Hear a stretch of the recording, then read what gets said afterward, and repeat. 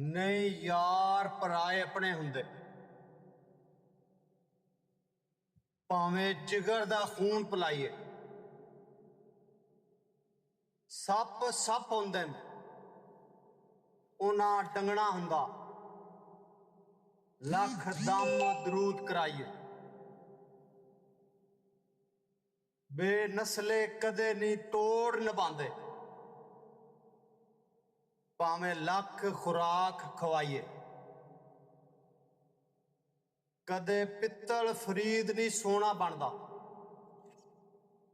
ਲੱਖ ਪਾਨ ਸੋਨੇ ਦੀ ਲਾਈਏ। ਜਿਹੜੇ ਪਰਾਏ ਹੁੰਦੇ ਹਨ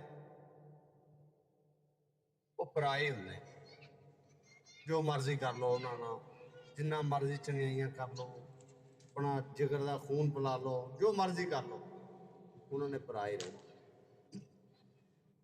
ਸੱਪ ਆਪਣੀ ਫਿਤਰਤ ਤੋਂ ਮਜਬੂਰ ਹੈ, ਉਹਦੀ ਆਦਤ ਆ ਡੰਗ ਮਾਰਨਾ। ਜਿਹੜੇ ਮਰਜ਼ੀ ਕੁਲੀਏ ਹਰਬੇ ਉਹਦੇ ਨਾਲ ਵਰਤ ਲਓ, ਉਹਦਾ ਜਦੋਂ ਦਾ ਲੱਗਣਾ ਉਹਨੇ ਡੰਗ ਮਾਰ। ਤੇ ਜਿਹੜੇ ਬੇਨਸਲੇ ਬੰਦੇ ਹੁੰਦੇ ਉਹ ਵੀ ਕਿਸੇ ਨਾਲ ਤੋੜ ਨਹੀਂ ਨਿਭਾਉਂਦੇ। ਉਹਨਾਂ ਨਾਲ ਤੁਸੀਂ ਜੋ ਮਰਜ਼ੀ ਕਰ ਲਓ, ਜੋ ਮਰਜ਼ੀ ਉਹਨਾਂ ਨੂੰ ਖਵਾ ਲਓ, ਜੋ ਮਰਜ਼ੀ ਕਰ ਲਓ, ਉਹਨਾਂ ਨੇ ਹਰਾਮ ਹੀ ਕਰਨਾ। ਤੇ ਜਿਹੜਾ ਪਿੱਤਲ ਆ, ਪਿੱਤਲ ਹੀ ਰਹਿੰਦਾ, ਉਹ ਸੋਨਾ ਨਹੀਂ ਬਣਦਾ।